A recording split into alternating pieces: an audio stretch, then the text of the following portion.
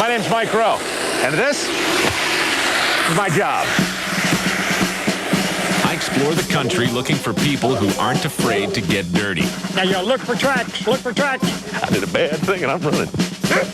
Hard-working men and women who earn an honest living. Whose mouth am I supposed to shove this in? Right there, her. Doing the kinds of jobs that make civilized life possible for the rest of us. All right, so it's wrong to step over there? Yeah, it is wrong to step over here. Now get ready to get dirty. Coming up on this special Dirty Jobs. If you want to be happy at work, Maybe it's time I got back in the boat. You can get back in. You did a good job. forget what they teach you in school. 1, 2, 3, 4, 5. 25 real people. You're pretty delicate. I try to be in a man's world. Show me the dirty truth. Sorry. It's okay. Job satisfaction. Good job. What in the name of all that's holy have you done? You pulled that out with your teeth. Oh, God.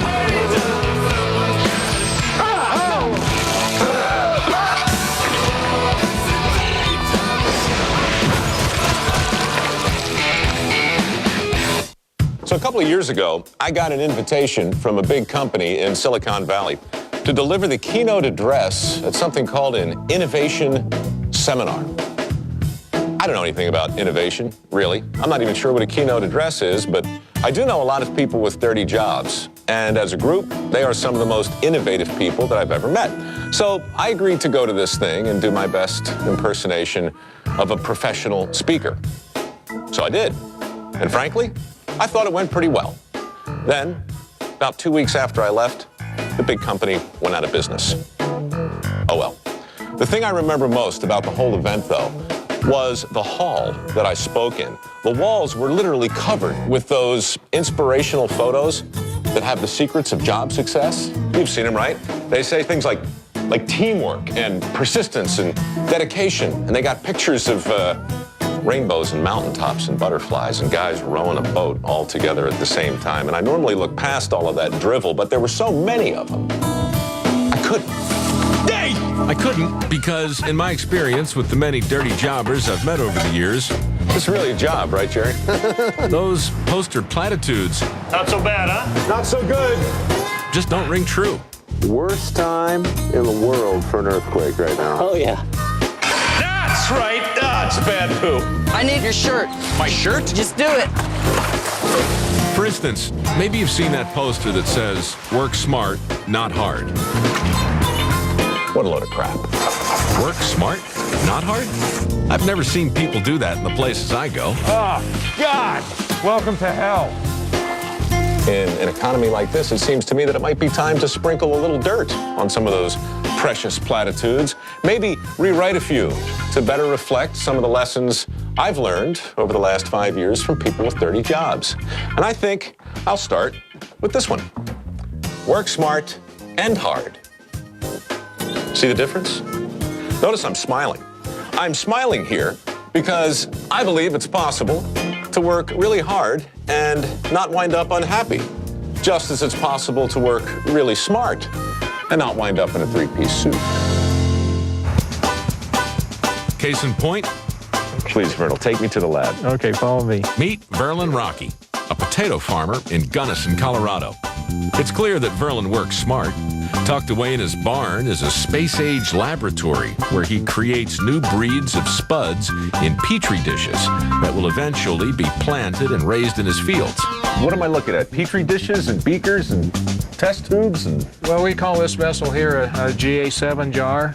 And this particular GA7 jar has 9 plants in it. And then what I want to do is take these 9 plants and all we're doing in the lab is cloning. All we're doing is cloning. But no matter how smart you work at farming, Verlin proves you also have to work hard. You're just trying to get some of the vines out. You don't have to get all of them out. Notice I'm wearing gloves. Verlin, he doesn't wear gloves. Look at the hands of a potato farmer. Good grief, man. You've been in the dirt all your life, haven't you? Yes, sir. I knew we were going to get along. Uh-oh.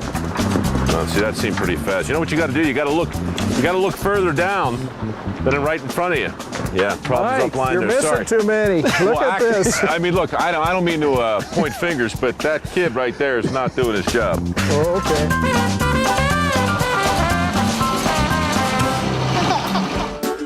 Matt Freund is the poster boy for working smart. With milk prices down, it was tough for Matt's dairy to turn a profit, even on a good day. So, to add to his bottom line, Matt turned to the one thing dairy farmers have in abundance: poo. He developed a secret proprietary process that turns that cow poo into organic flower pots that he then sells to the public. Doesn't even stink a little. Doesn't even stink a little. That's amazing. Amazing and smart. But plenty of hard work is still needed to keep production flowing and to keep his gigantic pond of liquid cow poo free of debris. I get this stuff over here.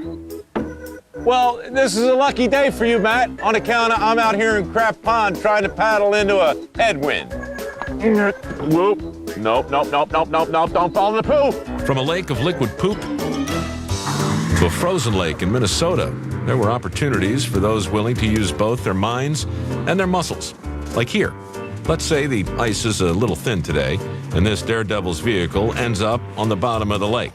Bad luck for our Daredevil, but an excellent opportunity for a smart and hardworking guy like Gary. We're looking at about 31 inches of ice. 31, good enough. Gary invented this patented contraption to pull a car out of the lake. There you go. He calls it a submerged underwater vehicle extractor, or SUVI for short. Okay, let's go ahead and do this then. I'm cold now. Are you really? Yeah, I've been cold all day. I was cold when I landed in this state. Right there in front. Yep. So, Gary's SUVI invention is pretty smart, but is the job itself hard? Well, no, not really. Not as long as you don't mind freezing to death in miserable, bone-chilling, finger-numbing water. He's doing good. Yeah, he is. 1, 2, 3. But if you don't enjoy frostbite, you might say Gary works both hard and smart. There you go. Low mileage. Handle's nice. Slight water damage. There you go. Make an offer. In Santa Cruz, California, I found a couple of doctors that work smart and hard. You would be the doctors. Yes, that's us. Mike. Mark. Mark? Greg. Greg, how are you? Nice to meet you, Mike. Okay, Greg and Mark aren't real doctors, but they do operate on houses to make them more energy efficient. And they bring a lot of brain power to the job, too. This is called a manometer. This is what we use to check the leakage, and it is all done in what's called pascals. How's it looking, Mike? Well, we got 51 PA, just hopped up to 91. Your low is flashing back and forth between a 7 and a low. There's 23.2, still a 167 at 25, CFM, B2 at the top. Don't know what any of this means. The duct system is leaking 167 cubic feet per minute. That seems like a lot. Unfortunately, you can't make a home energy efficient just by staring at a digital readout and pushing buttons. Oh, man, this does not look healthy. Somebody has to physically crawl into the attic and under the house to seal it up. And along the way, remove stuff, like toxic mold. And so these are those spores that are the beginnings of that moisture that could cause sickness. How long you figure you're gonna live, Greg? I don't know, at this rate. You also need to remove other interesting items. Oh, crap. What happened here? All right, you guys absolutely win running away. This is the most jacked up, screwed up, unhospitable, unfriendly, ill-advised working environment I have seen today. Thank you. You're welcome. Oh, yeah. That's great. That is good, dude. So, if you're a house doctor, working smart is only the beginning of your exciting journey. Well, what does it take to, to do this job? I mean, if you were to write a want ad, seriously, what are the qualifications? Mental toughness. Yeah. Yeah. Or mental instability. Yeah, that's a good one. Who here went to college? Anyone? I did. Right now, even as we speak, somebody at home is preparing an angry letter to the network, criticizing me for disparaging the value of a college degree. I'm not. I'm just saying that there are lots of different ways to get smart.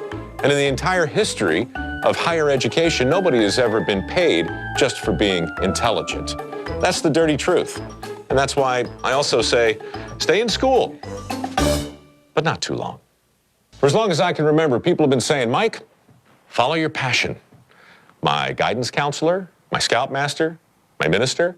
Growing up, I heard follow your passion from so many different people, I started to believe that the only way I'd ever be happy in my chosen career was if I somehow managed to fulfill all of my dreams. I met some people on dirty jobs who have made me think that the wisdom of following your passion might not be all it's cracked up to be. Practical people who are willing to roll up their sleeves and do whatever it takes to pay the rent or make the mortgage. Does that mean they're not passionate about their careers? To the contrary, they're some of the most passionate people I've ever met. The difference is they haven't made their passion or their happiness a condition of their employment. That's why on dirty jobs, I don't say follow your passion. I say, don't follow your passion, but always bring it with you. Where that leads, it's not as bad as it looks.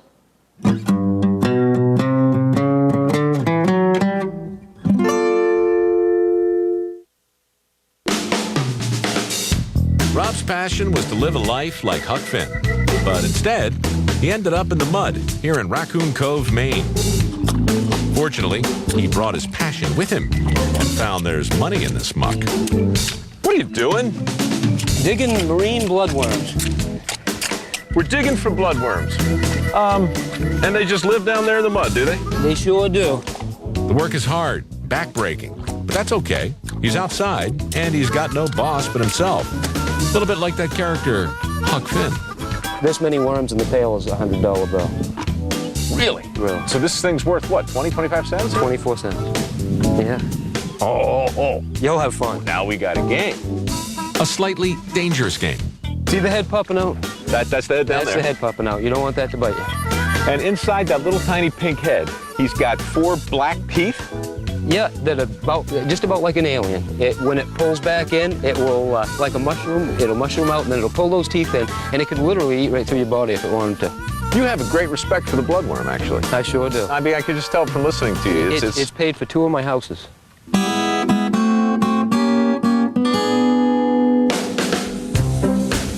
Does your dream job involve steam cleaning encrusted chewing gum off of a sidewalk? That's right. Busting gum, New York City. That wasn't Joe's dream job either. Not only are we dealing with the steam, but the sun beating on us all day long. Originally, Joe wanted to be an airline pilot, but he couldn't afford flight school. So he brought his passion for the skies down to the sidewalks of New York, where his jets of steam produced more concrete results. Once you put the nozzle on the piece of chewing gum, Right. you let it sit there for a couple of seconds. Right. Here's the chemical. Where does the gum go? Just disappear. Just dissolve. It's plain to see that Joe is 100% committed to his craft. It's a miracle. It's gone. Ashley, on the other hand, well, her job commitment's only skin deep. Yeah, that's a mosquito tattooed onto her back. Now that's love. You see, Ashley breeds mosquitoes for a living. What species is this exactly? 80s Egypti. Same as these guys. So you ready to feed them now? It depends. I mean, are they going to eat us, me? No, they're gonna eat some blood though. We're gonna make a blood sausage and put it on top here and Really? they're gonna start eating. You're not like the other girls. Anthropology was Ashley's original passion, but while working on a mosquito control project, she got bit by the entomology bug and developed a bad case of mosquito love. But really, it's not just the little bloodsuckers that interest her.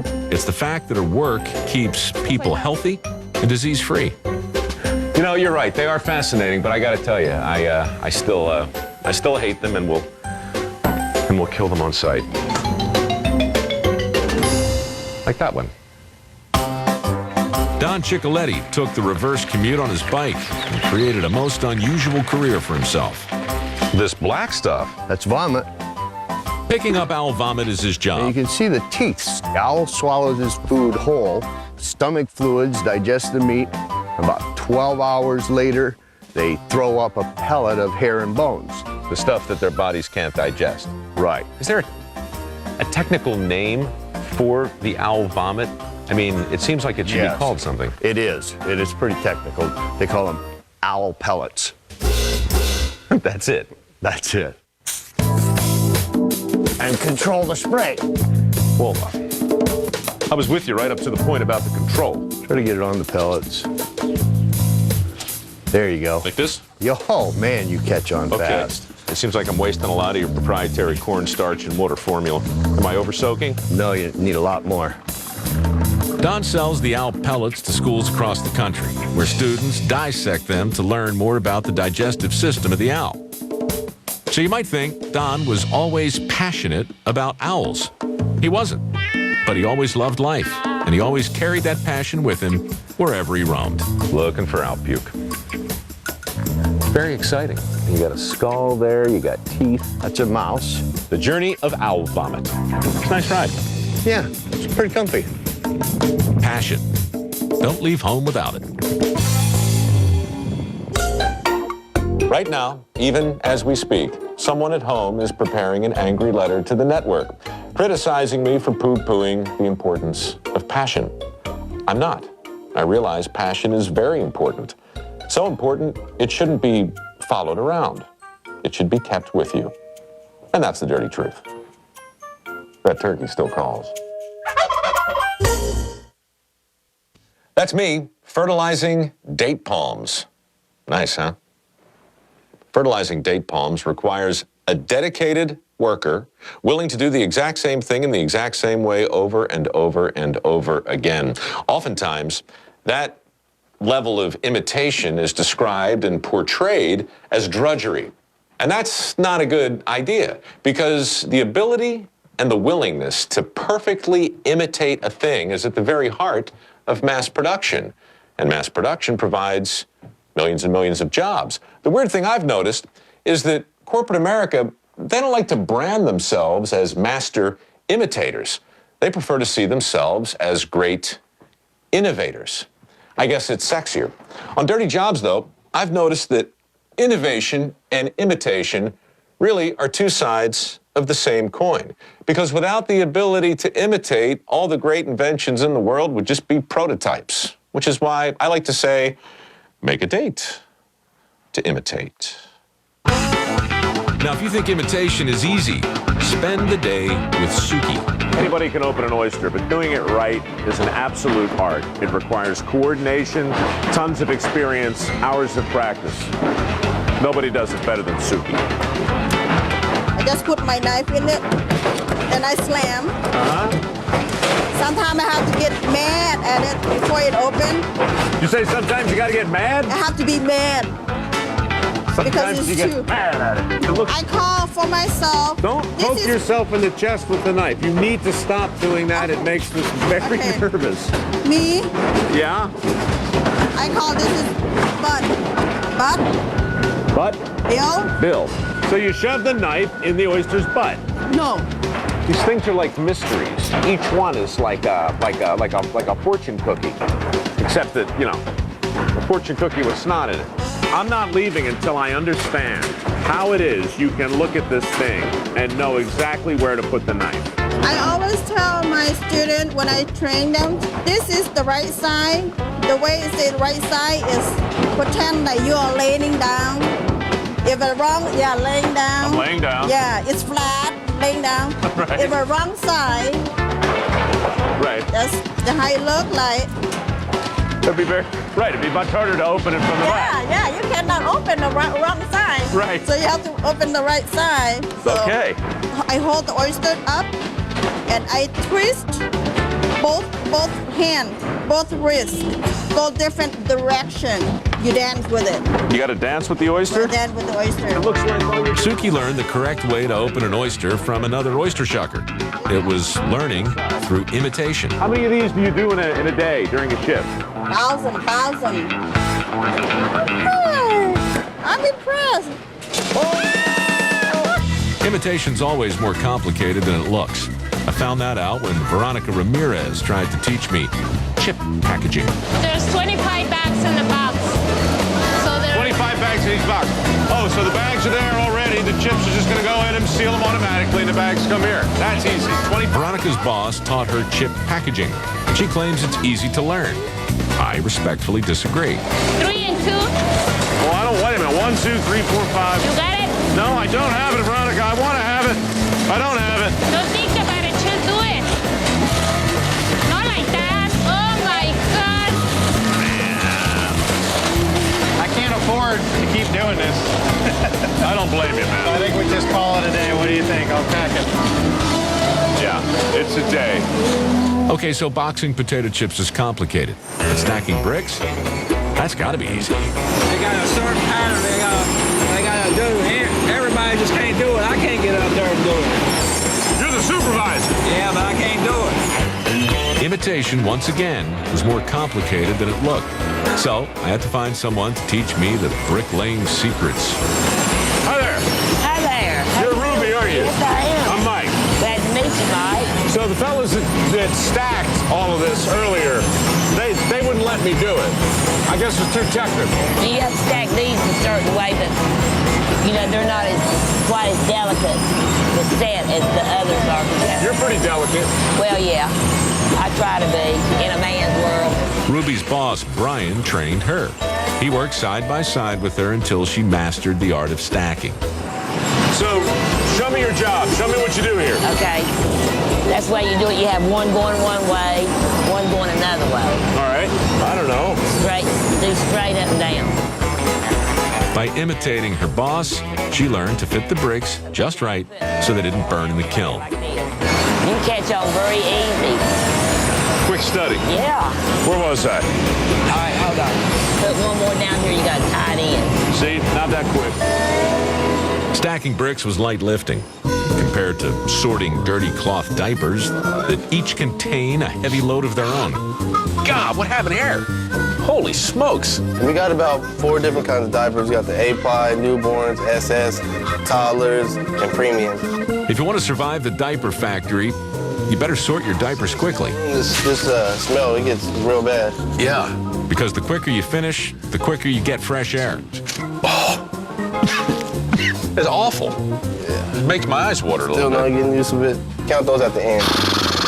All right, so I was 5 counting these here. There's really no time for innovation while sorting diapers. 425. Now, at this rate, I'm counting slowly. Yeah, he'll be here all day. It's best to imitate the industry standard method of counting diapers that diaper counter John Hader learned early in his career. The lesson is, the better you imitate, the sooner you'll get out of the stink.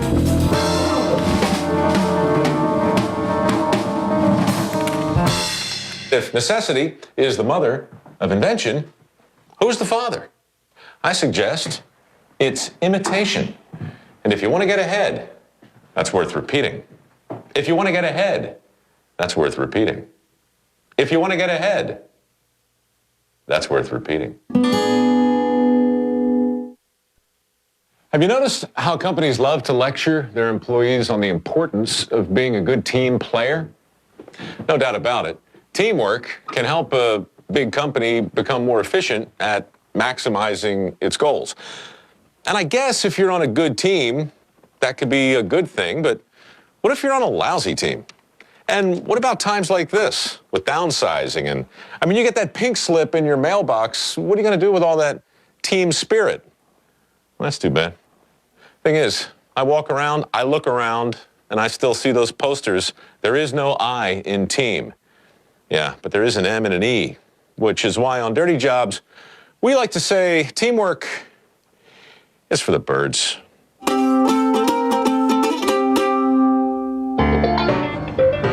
Baseball is perhaps the ultimate team experience. But every team in the major leagues relies upon a single man to supply the special mud needed to scuff their baseballs. That man is Jim Bintliff. And right now he's blindfolding me and taking me to a top secret place where he digs up his special mud. How's that look? That's not good enough. Any good?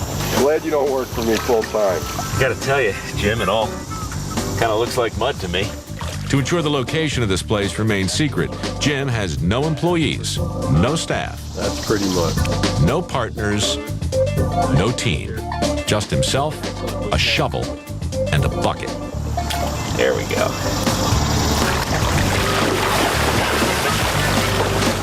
Everything's fine here, Jim. Don't worry about me.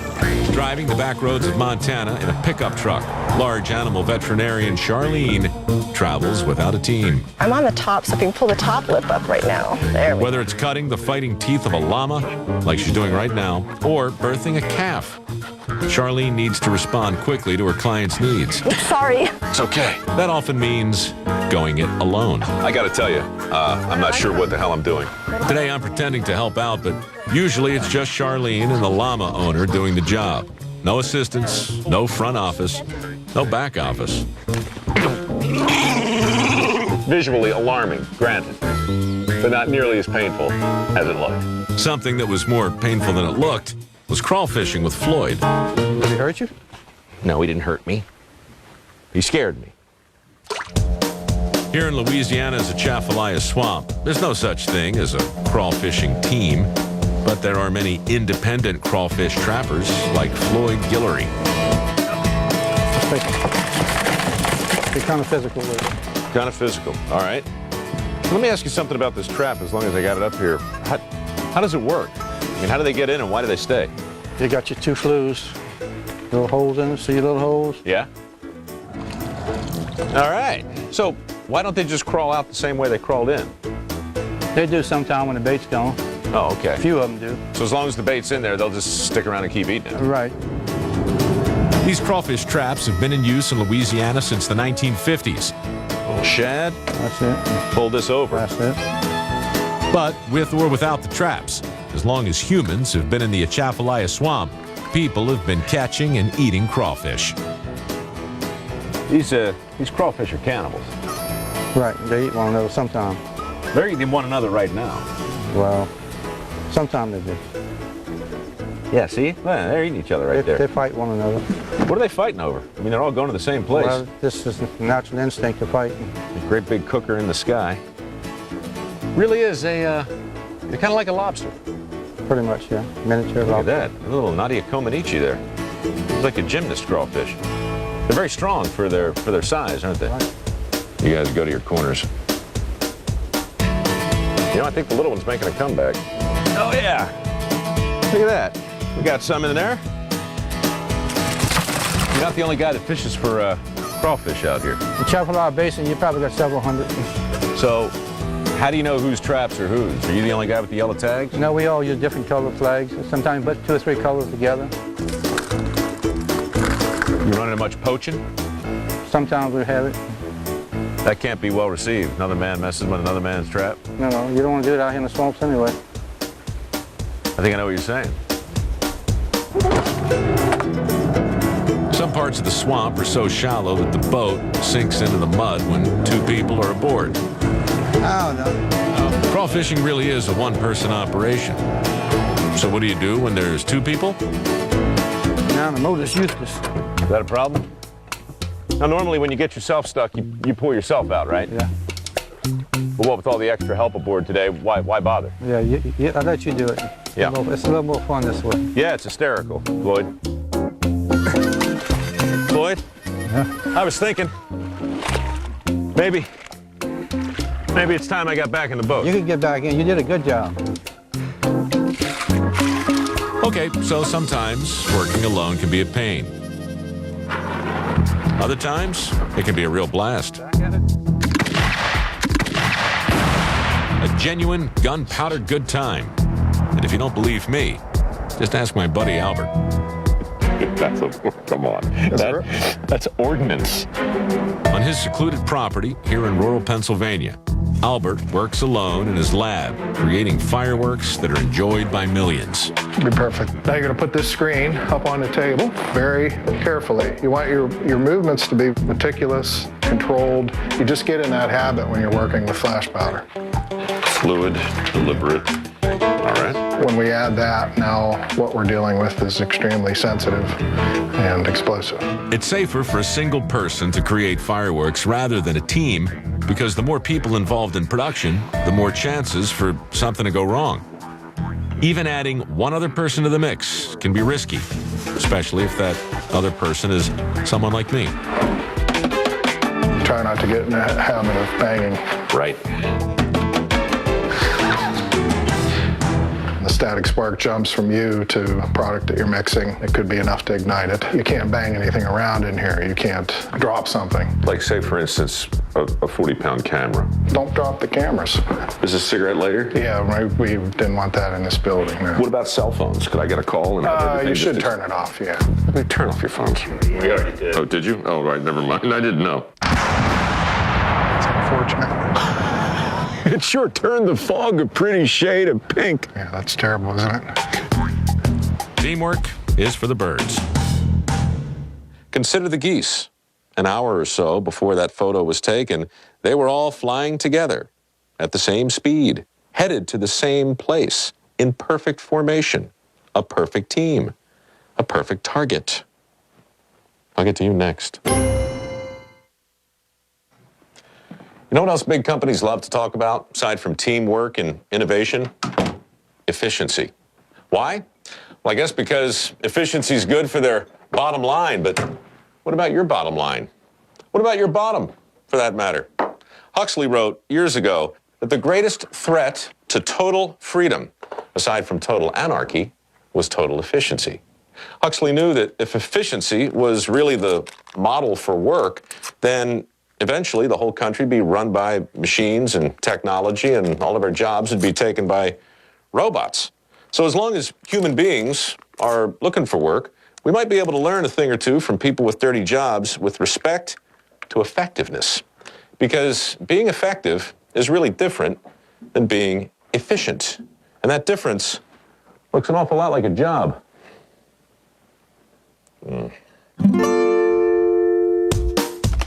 Two loggers in Tennessee are cutting down that myth of efficiency, and they're doing it very effectively. Cliff Butt and Joey Mills have a surprising way of getting their logs out of the forest. Mules. Why mules? What's the advantage in the 21st century to working with a mule? Cheaper, very low maintenance. We feed all the mules $10 a day. Now, the mules in question are over there in that trailer, Joe, is that right? Yeah. Let's meet the mule. All right. She's ready to go. See her pawing? She's ready to go. All right. Really? This is going to happen fast? It's going to happen. You ready? Yep. Oh. Gone. Oh, wow. Holy smokes. Now tell them a ho if you want them to stop. Roger. Bulldozers are much more efficient for pulling logs. The problem is, the bulldozers leave deep ruts in the soil. They crush small trees and spill gasoline, damaging the forest ecosystem. So, even though mules may be inefficient, they're highly effective. All right. Easy, Jack. Easy, Jack. Just a little bit. All right. There you go. Limbs and all. You're taking the trees. That's a good mule you got there, Cliff. Yeah, he's the best. If you can hang on to him. Yeah, I'm still working out that part. Get that meat cut. For centuries, oak barrels like these have been used to age wine. Very hard, very violent. A lot of contained rage going on. A more efficient way of aging wine uses stainless steel vats. Yeah, I'm just the kind of guy that would take his thumb off. But wine aged in vats doesn't taste very good because the oak barrel is what gives wine its character. So the process of toasting a barrel is, how important is it in the whole process? For me, it's very, very important. We're caramelizing the natural sugars of the wood, which helps impart flavors to the wine. Barrels impart flavors to the wine, and that's why they're highly effective, though a little inefficient. My first bunghole. Another place where effectiveness is winning the day is at the J.M. Clayton Seafood Company, where shelling Maryland blue crab uses one of the most inefficient but highly effective tools around, our hands. How do you learn how to do this? Watching other people. My grandmother had been working here for 80 years. Yeah? Yes, my aunt right there had been working here This is your 54 aunt? years. Yes. Hi there. Hello. I'm Mike. How are you? I'm fine. What's your name? Nicey. You're Nicey? We got Nicey and we got Sissy. Right. That's Ducky. Now, you can do this job more efficiently with a machine. Problem is, the machine mashes up all of the crab meat. So, in this case, the choice between efficiency or effectiveness is really a matter of taste. What's it taste like? I've never really tasted it. Thanks. Maybe efficiency doesn't taste so good. Effectiveness, however, is delicious, especially when you're a member of an elite law enforcement group called the Chicken Busters. They patrol the streets of Miami in pursuit of feral fowl. We've caught ourselves around 9,000 chickens, and we feel we catch 30%, 70% out there still.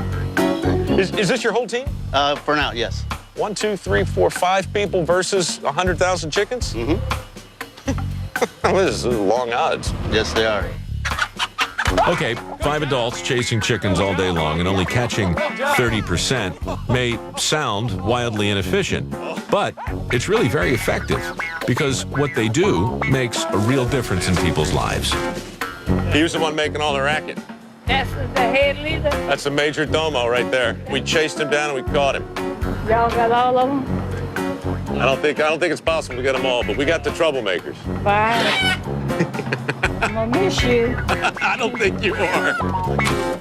Right now, even as we speak, somebody at home is firing off a letter to one of my bosses asking where I get off lecturing the country about what's wrong with corporate America. Well, I say, cry out louder. Look, platitudes have been around forever, and they always will be, because people really want to think there are simple answers to complicated questions. They're not. Experts are telling us right now we might be looking at a jobless recovery, whatever that means. If the experts are right, that means a lot of people are going to rethink the secrets of somebody else's success. Speaking of experts, stick around. They're up next. A generalist is somebody who knows a little bit about a lot of things. An expert? That's somebody who knows a whole lot about one thing. At Dirty Jobs, we consult with a lot of experts. Sometimes they're right, sometimes they're wrong.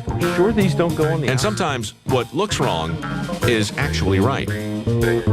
For instance, remember when we visited Albert, the rancher out in Colorado?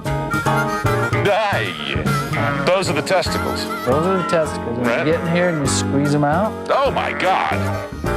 What the hell are you doing, man? What in the name of all that's holy have you done? You pulled the testicles out with your teeth! Every time that scene airs, same thing happens. Uproar. Outrage.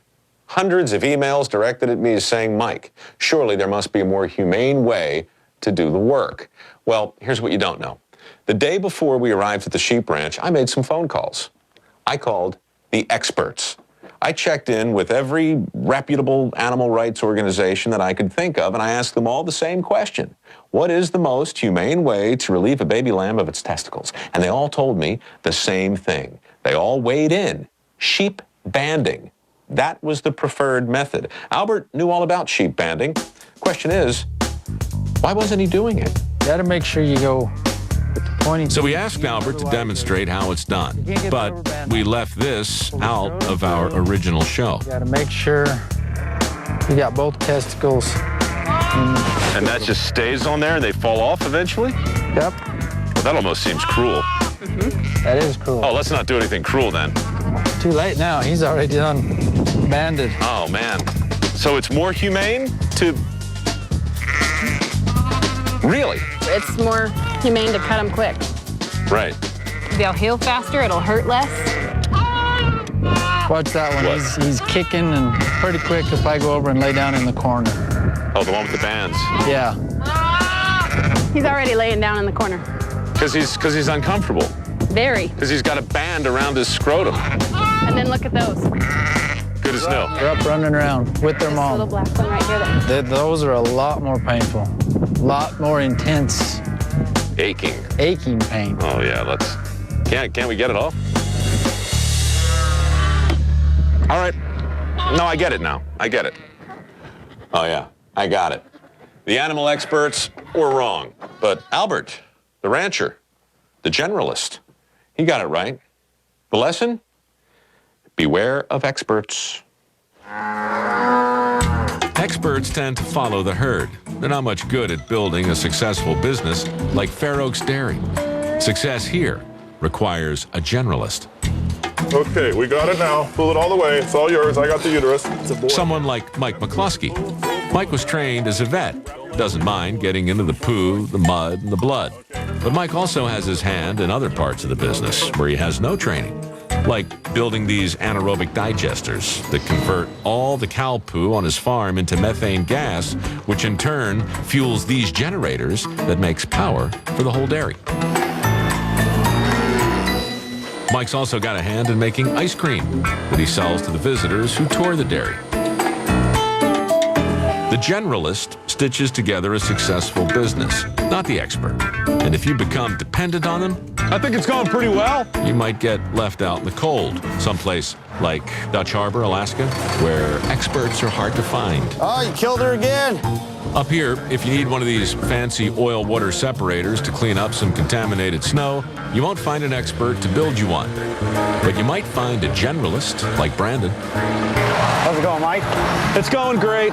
This looks familiar. Originally, this structure was for dipping crab. A cooker. For cooking crab, absolutely. So what this is a jury-rigged, homemade oil water separator. Absolutely. Generalists embrace jury-rig solutions, even if that means jury-rigging your entire truck, like Dave Morales did. The liftgate pump out of a 2-ton truck. The rest of this is scrap steel from one of the steel places in Phoenix. Oh, there it is. Right there is good. When Dave's cattle ranch had hard times, he improvised a new business selling the cactus that was growing on his land. Yeah, if my grandfather knew, if he knew that we were selling rocks and cactus and stuff, he wouldn't believe it. Generalists like Dave are willing to step outside their comfort zone. Does that mean things will go smoothly? No. This is how it ends for me. Just ask Bill Bretherton of Vexcon Exterminators, where sometimes a professional termite killer must become an amateur carpenter. All right, you're gonna crawl. Yeah, Mike. I don't know. I'm not too healthy in the brain, I tell you. Good God, man. Now, Vexcon's workmanship may be a little rough around the edges. This is the new beam? This is the new one. I think it's too long, Bob. Yeah, that looks too long to me. The beam's too long. We don't use tapes. We just eyeball it normally here. I can see that. An expert carpenter might not approve of their techniques. It's pretty straight. Well, you know. But they solve the problem, which is the whole point. All right, that's as good as it's going to get over here. Oof. Looks good over here. If I can push this, is that a bad sign? Yeah. Yeah. What a nightmare. My granddad used to say the only thing more dangerous than giving advice was taking it. So please, take the dirty truth for what it is. One guy's honest look back at the lessons learned from regular people with dirty jobs. That's really all this is. Is any of it going to make you happier or more successful? Is any of it going to find you a job? I have no idea. But you have to admit, they sure do brighten up the place.